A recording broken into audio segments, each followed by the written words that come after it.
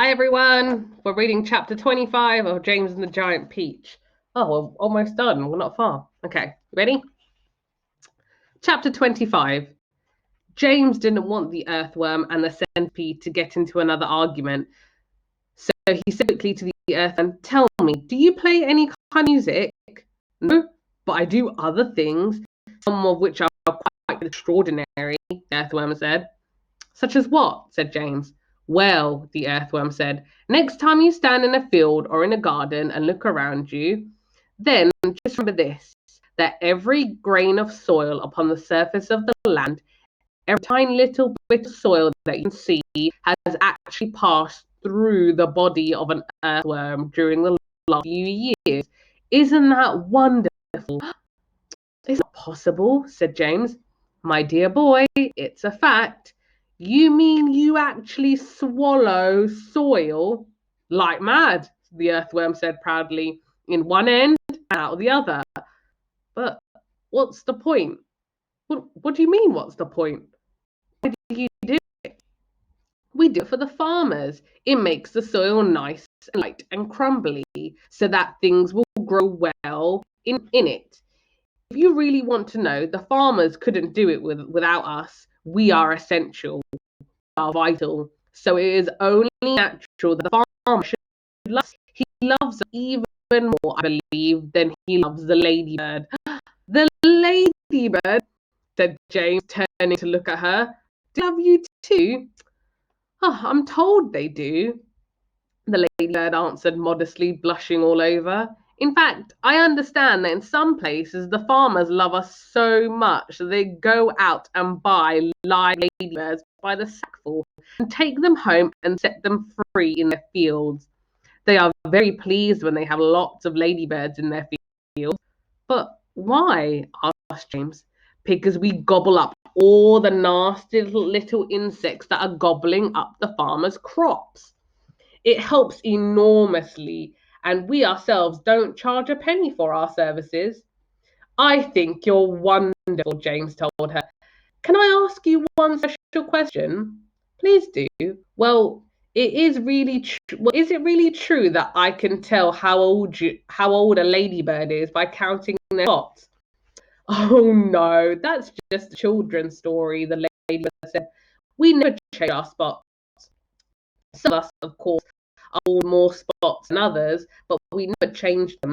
The number of spots that a ladybird has is simply a way of showing which branch of family she belongs to. I, for example, as you can see, am a nine-spotted ladybird. I am very lucky. It is a fine thing to be." "It is indeed," said James, gazing at the beautiful scarlet shell with 9 black spots on it. "On the other hand," the ladybird went on, "some of my less fortunate relatives have no more than 2 spots altogether on their shells. Can you imagine that? They are called two-spotted ladybirds, and very common and ill-mannered they are, I regret to say. And then, of course, you have 5-spotted ladybirds as well. They are much nicer than the two-spotted ones, although I myself find them a trifle too saucy for my taste. But they are all loved, aren't they?" "Yes," Ladybird answered quietly, they are all of them loved. It seems that almost everybody around here is loved," said James. "How nice this is." "Not me," cried the "Not me," cried Sid happily. I am a pest, and I am proud. Oh, I am such a shocking dreadful pest." "Here," said the earthworm. "But what about you, Mister?" asked James. "Aren't you also much loved in the world?" "Alas, no," Miss Spider answered, sighing long and loud. "I'm not loved at all. Yet I do nothing but good all day. All day long I catch flies and mosquitoes in webs. I am a decent person." "I know you are," said James. "It's very unfair the way we spiders are treated." Miss Spider went on. "Why, only last week your own horrible Aunt Sponge flushed my poor dear father down the plug hole in the bathtub." "How awful!" cried James. "I watched the whole thing from the corner of the ceiling," she murmured. It was ghastly. We never saw him again. A large tear rolled down her cheek and fell with a splash on the floor. But is it not very unlucky to kill a spider? James inquired around to the others. Of course it's unlucky to kill a spider, shouted the centipede. It's about the unluckiest thing anyone can do. Look what happened to Aunt Sponge after she'd done that.